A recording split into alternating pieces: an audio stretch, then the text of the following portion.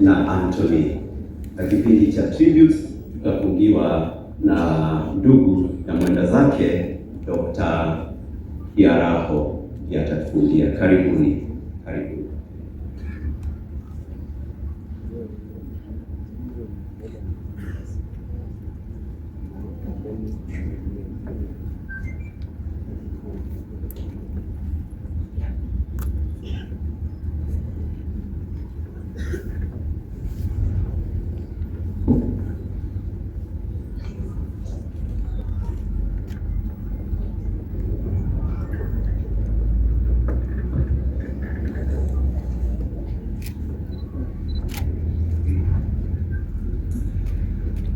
Members of the clergy, Your Excellency, the President of the Republic of Kenya, Honorable Ruto, Deputy President, Professor Kindiki, our Governor Patricia of Nyandarua County,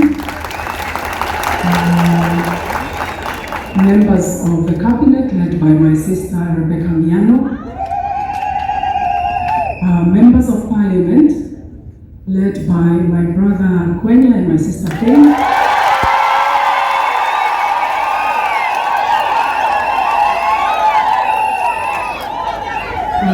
all members of Parliament, the Senate, the Judiciary, the Legislature, and the Executive present, and of course, our wonderful people of Olkalau constituency. Gaini mwega na hindi ciothe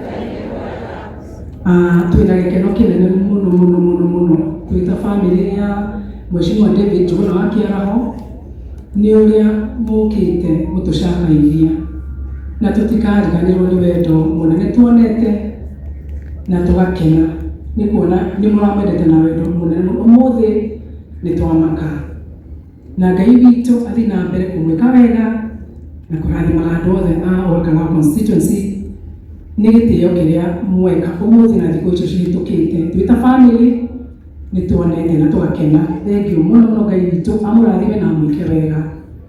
Muthenya wa umuthi niguo turoka guku kucakaithia hamwe na kuhoya hamwe tondu nitugire no nginya oke agie na kamweke ka kunyitanira na andu ake rugendo ruru rwake rwa mwisho na ni njui onake haria ari ni arakena. Nigo introduce kuri ciana ici hathutha witu turi andu aingi family tunene muno ni mukumona no kahinda gaka ni gwenda kugweta ciana aya me haha na ithui twina Kiaraho niwe irithathi ritu no ucio wi hau na mutumia wake Thiri na twina tugi kana Nyatuga Melissa na muthuri wake JD na kihingana gitu ni Ng'ang'a Anthony Ng'ang'a. Aya no tukwario muthi na aciari itu ni mpaka kumenya na kidingi. Ni gwenda kuga o kaundu kanini ati umuthi tugietha thayu muthuri ukomete haha muthuri wa thayu muno ni muyu guo na ni njui ni angirendire umuthi kugia na maundu mega tumuhe gitio kinene na maundu maria mothe tugwika makorwo ma wendo na ni muyu gaturauga Ngai witu aturathi na atuke wega guthoma tribute yakwa na githungu ni undu wa ageni aria me guku. To my dearest husband David, I am at peace as I write this tribute. A calm peace that can only have come from God, the giver of all true peace. I'm reliving the beautiful memories that David and I shared. I recall the time that we met. I was a high school student and he was a university studying architecture. He would stand by the roadside in town as I left my parents' office off Kenyatta Avenue and watch me for months without saying a word to me. It was not until I joined university that he made his first move, and soon we were dating and grew deeply in love. He was so smitten with me that his friends called him KIA because KIA was the campus where I studied from. On my 21st birthday, David did something that no one we knew had ever done before for his girlfriend. He threw me a huge birthday party at the Nairobi Hilton Hotel and paid what must have been a very huge bill himself. At that time, he was only a third-year architecture student at the University of Nairobi. He made some money by doing small businesses, like the Mokokoteni hiring business he started in Ghana.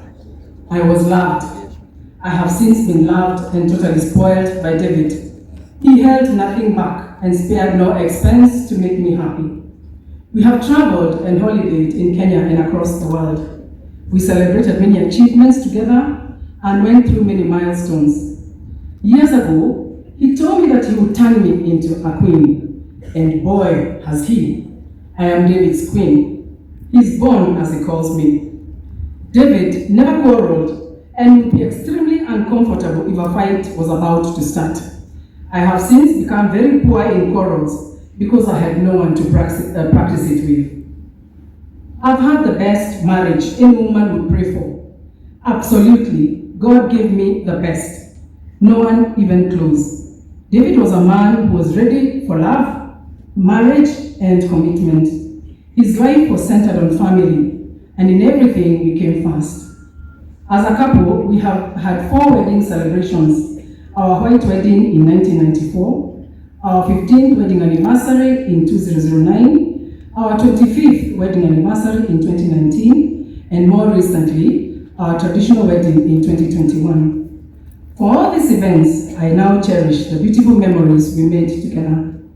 The Lord blessed us with 3 children, and later our family expanded to 5 children and 2 grandchildren after our son and daughter married. These events brought Mheshimiwa immense joy, and he thrived both as a father and also as a father-in-law. Later, we welcomed our grandchildren, and this has been the greatest source of Mheshimiwa's joy. Our grandchildren, Shay and Mimi, and also Waridi, they completed him. We shall always be grateful for the love and sacrifice that he had for us. David's love for his children was extremely deep. I cannot express how much they meant to him. He did the best he could for them and worked hard. His children went to the best schools and top international universities. No expense was spared in his children's education. While abroad, he would stop them from doing casual jobs while in school so that they would concentrate on their studies. Our youngest son, Nana, is just about to sit for his last exams and graduate in June. See God. See what the Lord has done. He allowed Mheshimiwa to see all his children through college. I thank him. I thank him. When our firstborn son graduated, he came home, and instead of getting employed, Mheshimiwa took him on as his apprentice and has taught him all the tools of trade in business for the last 10 years. Kiaraho, our son, and his father would meet daily without exception. He sat in almost all business meetings with his father. He learned the ropes of conducting business, including the art of negotiation and the execution of various projects. Sometimes, when in meetings, and my son spoke too soon, Mheshimiwa would silently beckon him to be quiet, teaching him the power of silence and the art of waiting. Kiaraho has therefore become a great beneficiary of his father's wisdom, his intelligence, his wit, and his discernment. My son Kiaraho, you are now ready to take over the baton and run with it.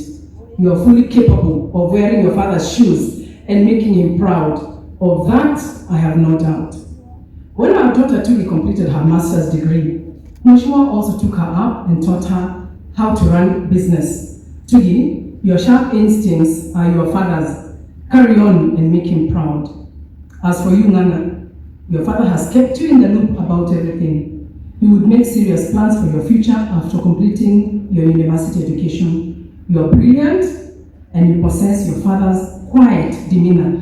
You are truly your father's son. Make him proud. We are blessed with our son and daughter, JD and Liloy. A great support for this family. Liloy, continue holding on to your husband, Kiaraho, and JD. We love you and we appreciate what you do. Hang on to Thiri and continue comforting her. We're also blessed with 3 grandchildren. They love their Ruka deeply, though very young, and he loved them immensely. The bond he shared, especially with Shane, was unexplainable, and we pray that our little grandson will heal. They brought him so much joy. In our home, I was the elder, and he was the politician. Yet, interestingly, unknowingly, and in so many ways, through actions only, David preached the gospel and Christian values so much more than I ever would. He stood strongly for virtues such as the fear of God, humility, kindness, love, and compassion, the spirit of hard work, selflessness, honor, integrity, truth, and fairness. He was my great mentor, and I often questioned who amongst the two of us was really the church elder. David was also extremely intelligent and sharp-witted. Actually, the most brilliant brain I had ever met. He usually discerned matters very clearly, way before most people did. Mheshimiwa's interpersonal relations was excellent. As has been said in the past, he never had any fights with anyone, not even his political foes. For me, who has lived with him for 32 years, I do not remember a day that he raised his voice at me. He handled issues soberly and patiently. Often, he would ask me if I had thought a matter carefully before running to conclusions. He was usually, almost always right. In our family, God came first, and there was no debate about that. David never missed church at all. The church leaders here today will testify that he never said no to any church development initiative. He was instrumental in supporting hundreds of churches, especially within our constituency. Every Sunday morning, he would receive at least 6 calls from various churches who are having their soko, kanadhoko, and would dispatch his teams to all the churches and send his support. In recent times, Mheshimiwa was very concerned about the state of the church and the many emerging accusations against it. I urge the church to continue serving God and our people with zeal, as was with the church of old. Our people need genuine shepherding. Mheshimiwa is an architect by profession. He rose to become a top architect over the years and is well recognized within the real estate field. The city of Nairobi and beyond spawned many developments that he helped design, shaping its landscape. He was extremely meticulous in his design works, and his projects stand out and can easily be identified. What I most remember about him at work is his perfectionist streak. In every building that he was working on, he personally insisted that things had to be done a certain way, and he always got his way. He could not stand shoddy work, and he could not stand shortcuts, no matter what the cost was. My husband's business acumen is well documented. His project profile was so impressive that he had helped redefine the Nairobi skyline. He was, however, very passionate about proper city planning and the expansion of services like sewer lines, roads, and parking and green spaces. I have become a semi-architect because of his real estate passion, which rubbed on me too. After we got married, David designed our home, way before we had even purchased a plot. He even had an architectural model made. So I knew how our home would look like. And he delivered. We have enjoyed living in our home for the last 20 years. When he reached near the apex of his architectural career, he came to me one day and told me that he wanted to venture into politics. I asked him why, and he said, and what he said made me give him my full blessing. He told me that so far, the Lord had immensely blessed us, and it was about time for us to give back to the people that he had left behind in Okalao. He wanted to improve the lives of the people.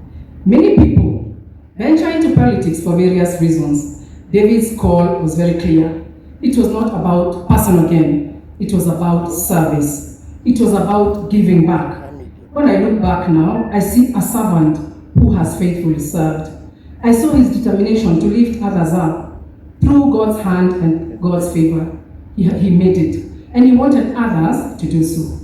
Because of this genuine call to serve, our great people of Olkalao constituency have placed their trust in Mheshimiwa's hands through 3 consecutive elections.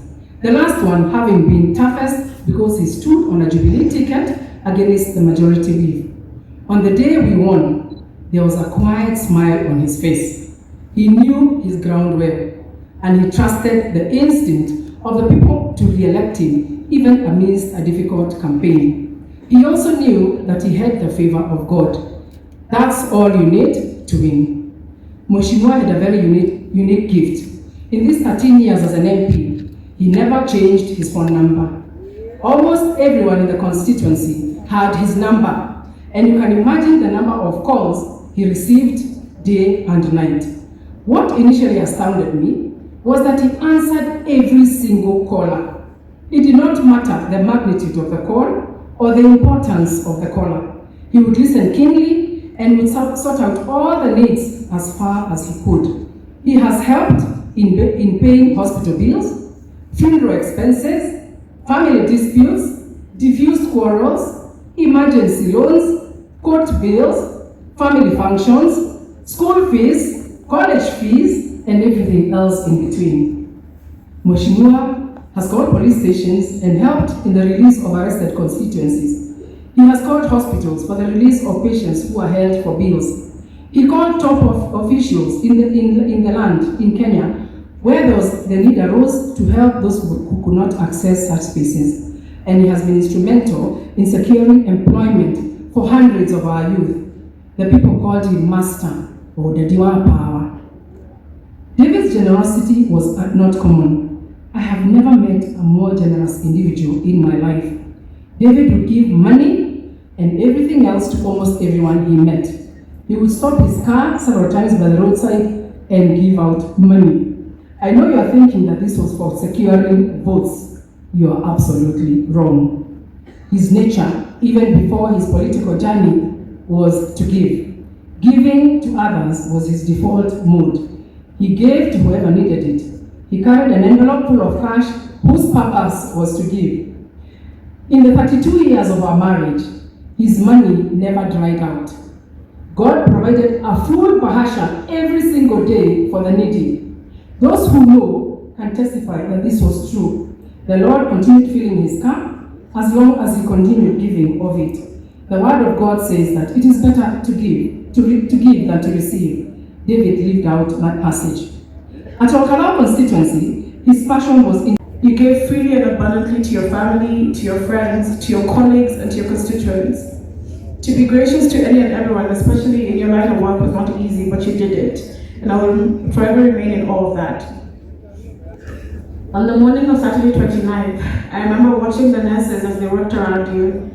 Mom left the room, and I stood by the door just watching you. I remember Mom asking me if you're okay, and I said, yeah, he's just sleeping. He actually looks more comfortable than before.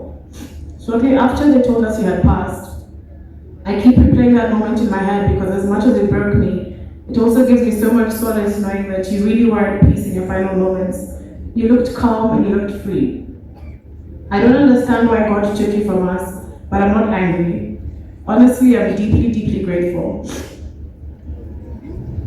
So many people have fathers, but few have a dad like mine. I'm so grateful to have been loved by you. I'm so grateful to be yours and to know that you are mine. Not many people will experience a love like I did, and for that I can say nothing but thank you to God.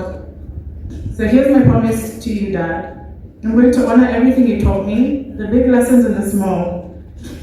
The words you said and the example you live by. I'm going to take care of Mom, Mush, and Kraho. You valued family over everything, so I'm going to ensure we stay strong and unified force.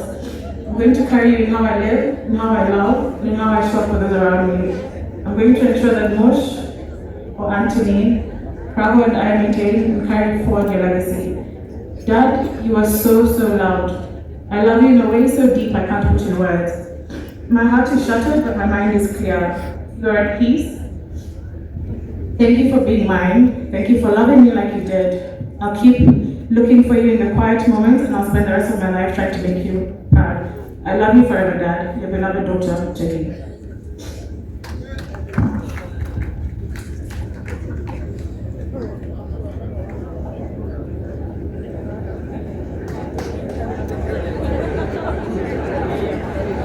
Okay, I don't have a wife to help me do this, so I'm going to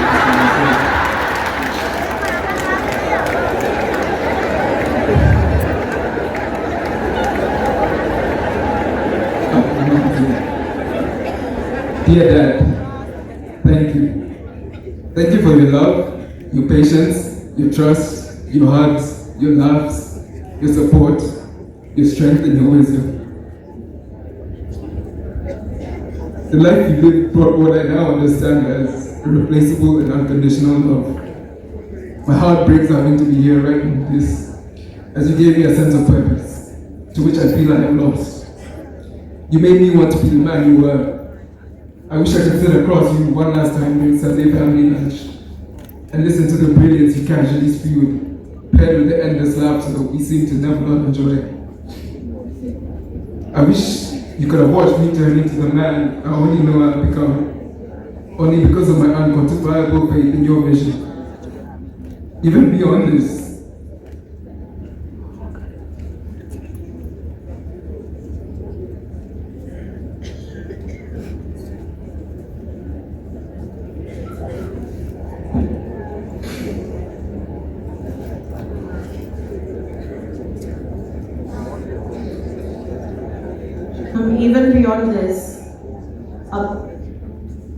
even beyond this lifetime. You taught us that love is never supposed to be transactional, and yet I still feel indebted to yours.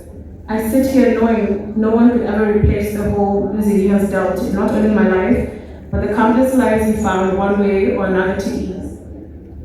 My father established the name for this family that not only earned the respect of mutual peers, but the love of the monarchy under the oath to his country, which to me is one of the bravest things a man can do.